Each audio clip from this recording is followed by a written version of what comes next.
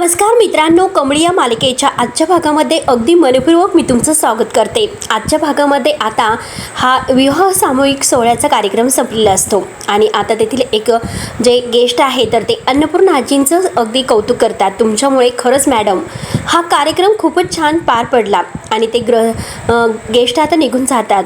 तेव्हा आता कमळी अन्नपूर्णा आजींजवळ येते आणि म्हणते की खरंच हे बघा अन्नपूर्णा आजी, बघा आजी मला माहिती आहे की तुम्ही माझ्यावर चिडलेले आहेत, तुम्ही चिडा रागवा, तुम्हाला पाहिजे ते करा, जितकं हवं तितकं चिडा, स्वतःच्या मुलाबरोबर असं वागून मात्र तुम्ही त्यांना आणि तुम्हाला सुद्धा स्वतःला का शिक्षा देतात। हे बघा आजी, तुम्ही आई आहात आणि आई कशी असते हे मी तुम्हाला काय सांगू। आई मात्र तीच असते की जी आपल्या मुलांसाठी मरण यातना सहन करून जगामध्ये आणते, त्याला बोलायला चालायला शिकवते। आपला मुलगा मात्र आपल्याकडून पहिला आई हा शब्द तो आईकडूनच शिकतो, त्याच्यासाठी मात्र आई वडील राबतात। अख्ख्या जगासाठी ही आई त्याच्यासाठी लढते, पण त्याचसाठी मात्र एक आई ही त्याच्यासाठी एक गोष्ट करते, म्हणजे आपल्या मुलाची चूक आहे तर ती आपल्या पोटात घालते आणि त्याला त्या चुकीची जाणीव करून देते। का करते हे सर्व की ती परत चूक त्याने करू नये, एक माणूस म्हणून चांगलं घडवावं अशी आईची इच्छा असते। मी तर अशीच आई बघितली आणि हे बघा अन्नपूर्णा आजी, तुमचं सुद्धा कर्तव्य आहे की तुमच्या पोराची चूक तुम्ही पोटात घालून त्याला योग्य दिशा दाखवावी। हे बघा तुमच्या मुलाचा तर हे सर्व करण्यामागे हेतू सुद्धा चांगला होता। कमळी आता अन्नपूर्णा आजींसमोर हात जोडते आणि म्हणते की आजी हे बघा, हे सर्व बोलताना मात्र माझी जीभ थरथरते आणि हे बोलण्याचा मला हक्क नाही हे मला समजतं, पण खरं तर तुम्हीच म्हणत असतात की मोठी मोठी माणसं सुद्धा कधी कधी चुकतात। आपल्या मुलाबरोबर तुम्ही जे काही वागतात ते खरंच एक खूप मोठी चूक करत आहात आणि हे बघा माझं जर काही चुकलं असेल तर प्लीज मला माफ करा, पण मी तुम्हाला एक विनंती करतो, प्लीज राजन काका बरोबर बोला, त्यांना असं बोलून टाळू नका, त्यांच्याशी बोलत नाही तर ते खरंच खूप एकटे पडलेले आहेत। अन्नपूर्णा आजी काही न बोलता निघून जाते। त्यानंतर कमळी सुद्धा इकडे घरी येते। निंगीचा आता झोपण्याची तयारी सुरू असते आणि ती कमळीला म्हणत असते, अगं मागचे 5-6 दिवस कसे गेलेत खरंच माहिती नाही, हे बघ अगं काम सुद्धा मिळालं आणि त्याचे पैसे सुद्धा आपल्याला मिळाले, धावपळ तर खूपच होती आणि असं वाटत होतं की इतकी धावपळ आपण कधी केलेलीच नव्हती, खरंच खूप दमायला झालेलं आहे। निंगी आता बोलतच असते, कमळी काही बोलत नाही। निंगी पाणी वगैरे पितानी कमळीला प्यायला देते, परंतु कमळीचं लक्ष नसतं। निंगी म्हणते की पण ह्या सगळ्यातून एक गोष्ट मात्र चांगली झाली, आता पैसे आपल्या हातात आले, आपण आपल्या गावाकडे केव्हाही जाऊ शकतो। मी तर काय म्हणते, अगं उद्या किंवा परवाच आपण गावाकडे निघूयात, कारण मला फारच गावाची आठवण येते ग। तुला सुद्धा खूप आठवण येत असेल, तुला सुद्धा वाटत असेल की जावं आबांना सरुकाकीला भेटून यावं, परंतु आता निंगी कमळीकडे बघते, कमळी काहीही बोलत नाही। निंगी परत कमळीजवळ येते आणि विचारते की काय ग कमळी, काय झालं बरं तुला, त्यापासून तू अशी गप्प काय आहेस। आणि निंगी परत म्हणते की हो, आसावरी ताई आणि त्या गौतम दादाचं लग्न झालं नाही म्हणून तुला वाईट वाटत असेल। तेव्हा आता कमळी म्हणते की निंगी हे बघ, जे काही झालं ते चांगलं झालं की वाईट झालं तेच मला नाही माहिती। तेव्हा आता निंगी म्हणते की हो ना, खरं तर पमा मावशीसाठी हे लग्न झालं असतं तर खूप वाईट झालं असतं आणि तू तर बघितलंस की त्यांच्या पोरींवर त्यांचा किती जीव आहे आणि त्या दोघांचं लग्न जर गुपचूप झालं असतं तर त्यांच्या मनाला खरंच किती वाईट वाटलं असतं। हा विचार करून अंगाला काटा येतो आणि दुसऱ्या बाजूला तर आसावरी ताई आणि गौतम दादा यांच्या प्रेमाचा विचार येतो। अगं त्या दोघांचं एकमेकावर किती प्रेम आहे, मग त्या दोघांचं खरंच लग्न व्हायला हवं होतं। कमळी काहीच बोलत नाही तर निंगी म्हणते की कमळी अगं काय, तू नक्की दुसरा विचार करते, काय झालं सांग बरं। तेव्हा आता कमळीला मात्र त्या म्हणजे पार्टीमध्ये त्या लग्नाच्या सोहळ्यामध्ये अन्नपूर्णा आजी तिच्याकडे लक्ष सुद्धा देत नाही आणि लगेच बाजूला निघून जाते। राजन काका तेथेच असतात। या सगळ्याचं तिला वाईट वाटतं आणि ती विचार करते की असं झालंच कसं, हे नक्की काय होतं आणि या गोष्टीचा अर्थ समजून सुद्धा मला न समजलं इतकं का असं वाटतं, हे नक्की मला काय होतं। त्यावरती निंगी म्हणते की कमळे अगं हे फक्त उलट तुला आनंद व्हायला पाहिजे। अन्नपूर्णा आजी आणि राजन काका यांच्यातील रुसवा गेला, ते दोघं पहिल्यासारखं बोलायला सुद्धा लागले आणि एक गोष्ट म्हणजे त्या माकडीनीचा चांगलाच पचका झाला।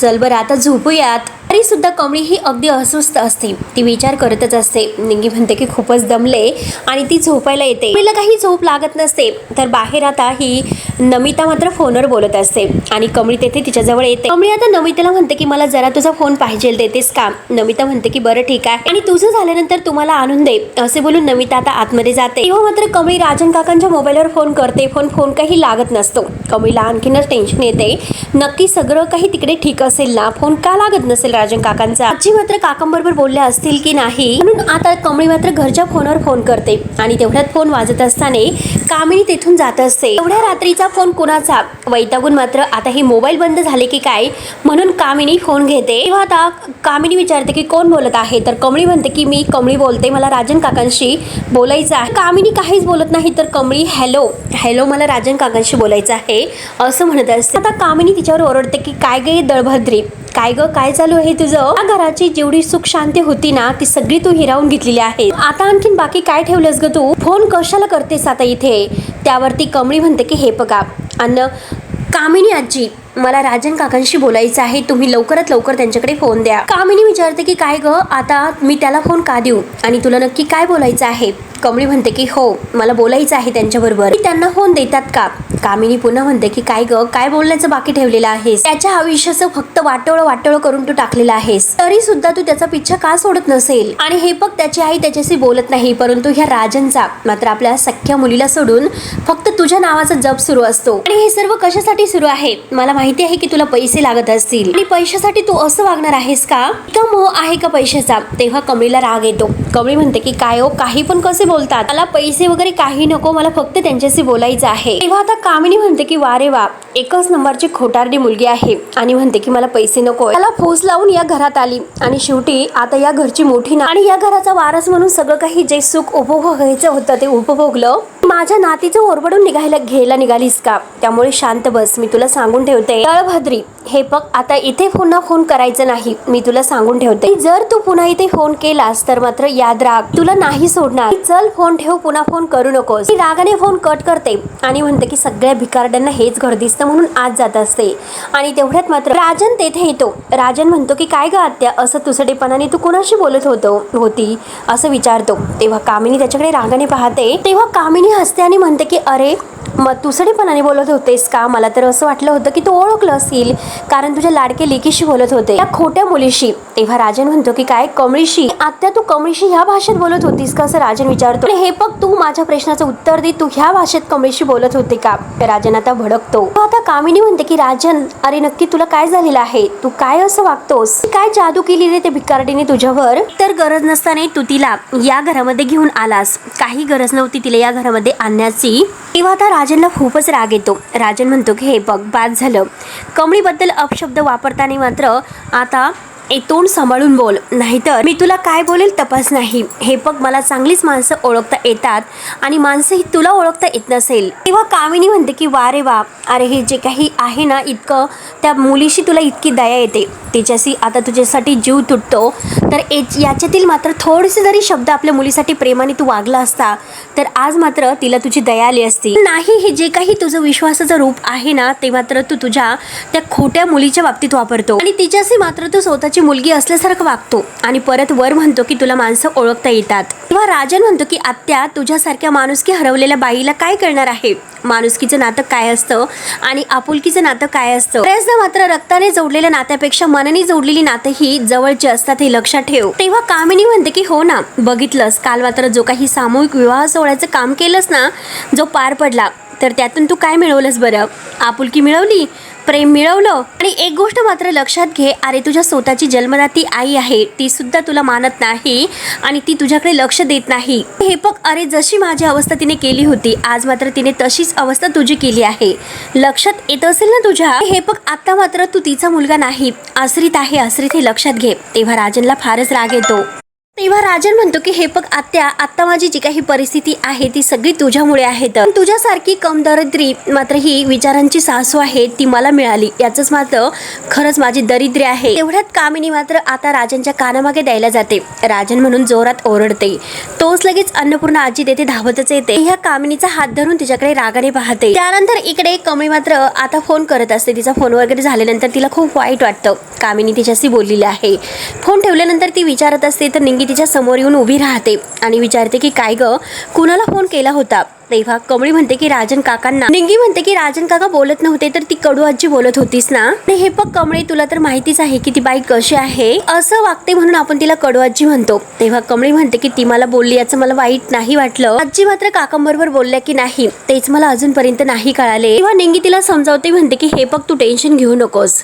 जसं मात्र आता ह्या अन्नपूर्णा आजी म्हणजे तू बोलली त्यांच्याशी, तेव्हा मला असं वाटतं तू जे काही त्यांच्याशी बोलली तर त्या बोलण्याचा नक्की त्या विचार करतील. तेव्हा आता कमळी म्हणते की हे बघ तुळजाई, तू माझी एकच इच्छा पूर्ण कर. देवी तुळजाईला हात जोडून प्रार्थना करते. तेव्हा आता निंगी म्हणते की तो फोन इकडे दे आणि हे बघ कमळे, सगळं काही तुझ्या मनासारखं होईल. कमळी त्या नमिताचा फोन द्यायला जाते. त्यानंतर इकडे अन्नपूर्णा आजी कामिनीचा हात हिसकावते आणि अन्नपूर्णा आजी तिला म्हणते की हिम्मतच कशी झाली तुला राजनला हे असं काही बोलण्याची. माझा मुलगा आहे, त्याला मी रागवेल, बोलेल, काही पण करेल, तो माझा मुलगा आहे. दुसरं कोणी मात्र त्याला वाटेल तसं बोललं तर गाठ माझ्याशी असेल हे लक्षात ठेवायचं. कामिनी म्हणते की अगं वहिनी, तुझ्या लक्षात येतं का परक्या मुलीशी मात्र त्याने आपले मुलीचे संबंध जोडले आणि तुला फसवलं, हे तुझ्या लक्षात येतं का? हे बघ तू त्याची म्हणजे त्याला शिक्षा दिलेली आहे. तर तेव्हा म्हणजे ह्या अन्नपूर्णा आजीला फारच राग येतो. अन्नपूर्णा आजी म्हणते की हे बघ, तो मात्र माझा वैयक्तिक प्रश्न आहे, तू यामध्ये पडू नकोस. यामध्ये जर पडली ना तर मात्र माझ्याशी गाठ असेल.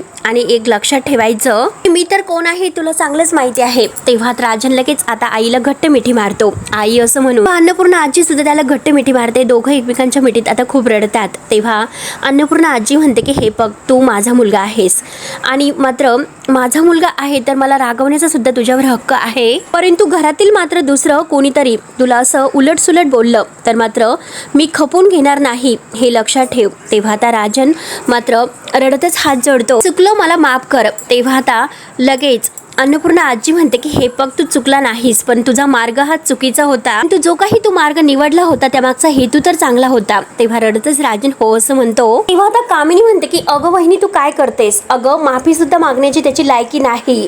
तेव्हा अन्नपूर्णा आजी सनकणी कामिनीच्या कानामागे देते. दुसरे सुद्धा तोंडात चांगलीच मारते. एकदा सांगून तुला कळत नाही का? यापुढे मात्र आमच्या मायलेकामध्ये तू पडू नकोस. राजनला जर परत एकदा वेडावाकडा शब्द जर बोललीस तर याद राख, गाठ माझ्याचे असेल. आता रडतच राजन मात्र आपल्या आईकडे पाहत असतो आणि ह्या कामिनीचं चांगलीच मात्र आता अन्नपूर्णा आजीने जिरवलेली असते. त्या गालाला हात लावून ती उभीच असते. अन्नपूर्णा आजी आणि राजन पुन्हा एकमेकाकडे बघून आता खुश होतात. त्यानंतर कामिनी जेव्हा रूम मध्ये येते खूपच रागवलेली असते. आपल्या गालाला हात लावून रडत असते. त्या राग खूपच अनावर झालेला असतो. आणि वहिनी, तू आज खूप मोठी चूक केली. तुझ्या लाडक्या लेकासाठी तू माझ्यावर हात उगारलास. तिच्या गालाला खूपच त्रास होत असतो. त्याचा बदला मात्र मी पुरेपूर घेणार आहे. मी तुला नाही सोडणार. प्रत्येक गोष्टीचा हिशोब मी लिहून ठेवणार आहे, तशी मी तुला नाही सोडणार. पुन्हा मात्र शेवटी तिचं पारड जड झालं आणि हे झालंच कसं म्हणून कामिनीला खूप टेन्शन येते. म्हातारीमध्ये आज इतका अचानक बदल कसा झाला असेल याचा मात्र ती विचार करत आहे. विचार करते आणि पुन्हा हसते आणि म्हणते की बरोबरच आहे. आज मात्र आता लक्षात येत आहे की सामूहिक विवाह सोहळा होता. तिकडेच मात्र आता ह्या गावछाप भिकारड्या मुलीने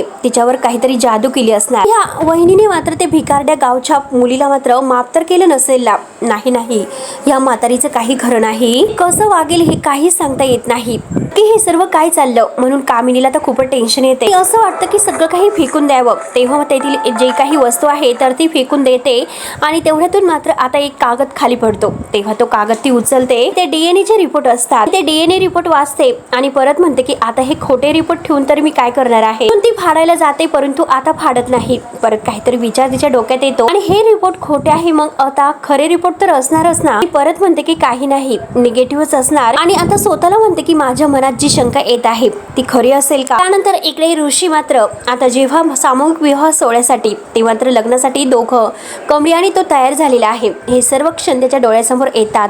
त्याला खूप आनंद वाटतो. तो विचार करतो सगळं काही खरं झालं असतं तर किती छान झालं असतं. माझ्या आयुष्यातील सगळ्यात मोठं सुख मला मिळालं असतं. कमळीशी माझं लग्न झालं असतं. तिच्या आयुष्यामध्ये काय आहे, तिच्या आयुष्यात प्रेमाला जागा नाही. तिला आता लग्न नाही करायचं हे तिने स्पष्ट तर सांगितलेलं आहे. ते मला सगळं सांगितलेलं आहे, पण तरी सुद्धा का कुणास ठाऊक असं वाटतं की तिच्या मनात सुद्धा माझ्याविषयी काहीतरी आहे. त्यानंतर आता इकडे कमळी सुद्धा विचार करत आहे. जेव्हा ती सुद्धा आता लग्नासाठी ह्या वधूच्या आयुष्यात म्हणजे तयार झालेली आहे, ते सुद्धा तिला आता सारखं डोळ्यासमोर येतं. ती विचार करते की आता फक्त माझ्या डोळ्यासमोर मला हे सर्व का दिसत असेल, मंगलाष्टक ते सगळं काही, ते सोहळा. परत स्वतःला म्हणते की नाही ग कमळी, असला विचार करून नाही चालणार. फक्त तुझं शिक्षण पूर्ण करायचं आहे. आई आणि आबांचं स्वप्न पूर्ण करायचं आहे. या स्वप्नापुढे तुझं दुसरं काही नाही. आता निंगीला जाग येते तर तिच्या शेजारी कमळी झोपलेली नसते म्हणून निंगी आता पाहते. निंगी आता कमळीला आवाज देते की काय ग कमळी, काय झालं, तू का झोपली नाही? असला विचार तू करत बसलेली आहेस. त्यावरती कमळी म्हणते की अगं काही नाही, तू झोप.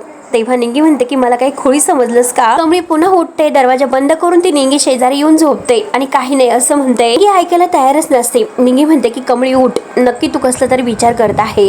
तेव्हा ती तिला उठून बसवते. कमळी म्हणते की काय ग निंगे, काय झालं, का मला झोपून देत नाही. तर निंगी म्हणते की तुला काय झालेलं आहे ते मला सांग. कमळी म्हणते की अगं माझ्या मनाला काहीतरी हुरहुर लागून आहे आणि ती माझ्या मनाला गारवा देते आणि मी त्या गोष्टीपासून लांब पळण्याचा प्रयत्न करते, पण सारखं मला त्याच आठवतं. तेव्हा निंगी म्हणते की अगं तू काय बोलते तेच मला नाही कळत. ती परत त्या झोपतात. तेव्हा निंगी झोपते तर कमळी पुन्हा उठून बसते आणि म्हणते की बास, आता फक्त आणि फक्त मला माझ्या स्वप्नाचा विचार करायला पाहिजे, हे सगळं काही इकडेच बास कर. तेव्हा आता इकडे ऋषी सुद्धा कमळीचा विचार करत आहे आणि इकडे कमळीला सुद्धा ऋषीचा विचार येत आहे. तेव्हा मित्रांनो पुढे नक्की काय होणार आहे हे बघायला विसरू नका. तोपर्यंत धन्यवाद.